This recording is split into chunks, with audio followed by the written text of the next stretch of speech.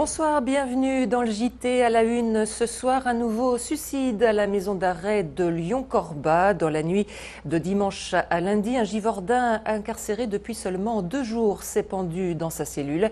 Et sa famille aujourd'hui dénonce une prise en charge défaillante. Jean-Marc Roffa.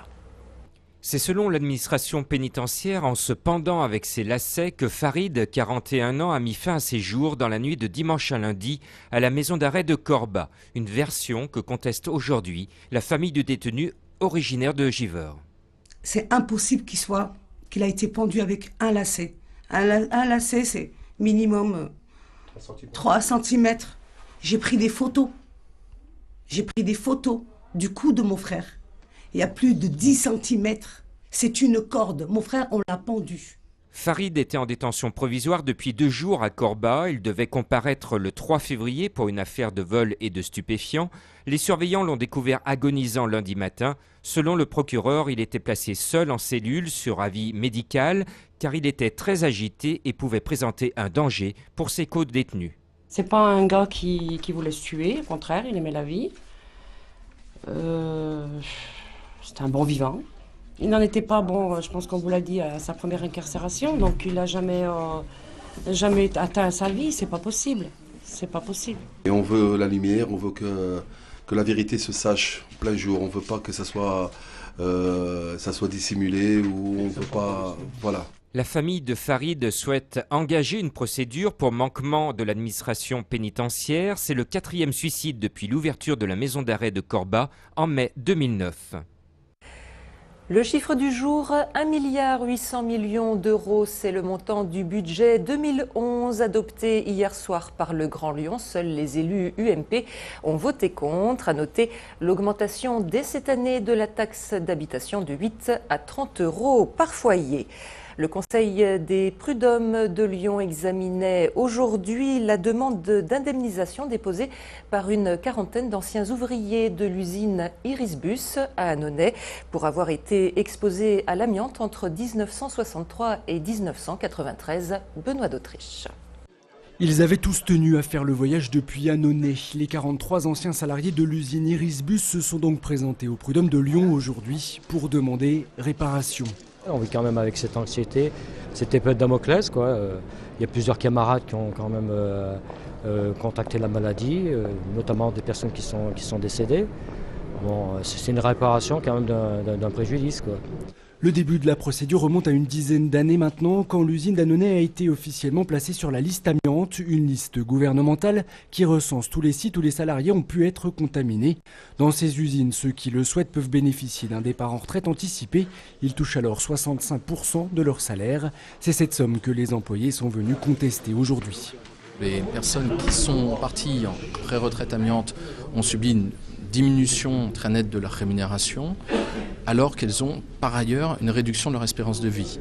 Et donc elles ont finalement un choix qui est un faux choix.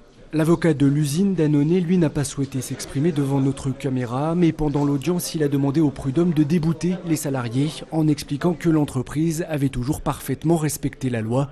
Le jugement est attendu le 19 avril prochain. L'accueil de nuit des sans-abri installé au gymnase Bellecombe dans le 6e arrondissement a fermé ses portes aujourd'hui, mais il ne disparaît pas. Il est en fait transféré, et ce dès ce soir, au gymnase Gabriel Rosset dans le 7e arrondissement. 120 places d'hébergement d'urgence gérées par le 115. Le dispositif est en place depuis cet après-midi. Désormais, les voyageurs en provenance de Paris ont la possibilité d'acheter les tickets TCL dans le wagon-bar des TGV pour une meilleure synergie entre les différents modes de transport. Pratique donc, mais forcément un peu plus cher. Le ticket à l'unité vous coûtera 1,80 € et le carnet de 10, 16 €. On écoute un responsable de la direction des TGV Sud-Est et quelques passagers au micro de Pauline Gast. En toute simplicité, il y a déjà une annonce qui est réalisée au bar en proposant l'offre. Et derrière, les clients qui viennent prendre une consommation, un café, une restauration, peuvent demander normalement leur titre de transport RATP ou TCL à Lyon. Je trouve que c'est une bonne idée, mais j'ai pas l'habitude de l'utiliser. J'achète directement aux bornes dans les stations de métro. Ça fait gagner du temps parce que sinon je sais même pas où les acheter. 2 euros de plus, autant sortir du train pour les prendre en station. En grande difficulté financière et sportive, le CSBJ change tout ou presque. Exit les entraîneurs Éric Catineau et Xavier Péméja, remerciés au profit de Laurent Mignot et Stéphane Orgelet. Enfin, le club de Bourgoin rappelle l'ancien pilier international Laurent Seigne pour prendre à terme la direction sportive du CSBJ. Plus que quelques heures avant le coup d'envoi demain matin des soldes d'hiver qui se dérouleront jusqu'au 15 février prochain. Dans les boutiques, aujourd'hui, avaient lieu les derniers préparatifs dans un contexte forcément un peu particulier. Rue Victor Hugo, les commerçants victimes des émeutes du mois d'octobre espèrent beaucoup de ces 5 semaines de soldes et proposent des rabais de 50 à 60% dès le premier jour. On écoute quelques-uns d'entre eux au micro de Chloé Repsamen.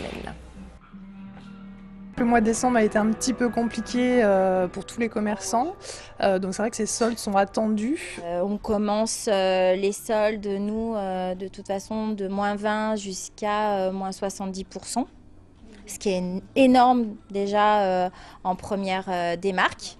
Nous, le magasin a été énormément touché au mois d'octobre suite aux émeutes qu'il y a eu sur la presqu'île. Donc là, on attend vraiment d'écouler nos stocks, que les clients soient contents. Et c'est la fin de cette édition. On se retrouve à 19h30 pour un nouveau point sur l'info. Très bonne soirée sur TLM.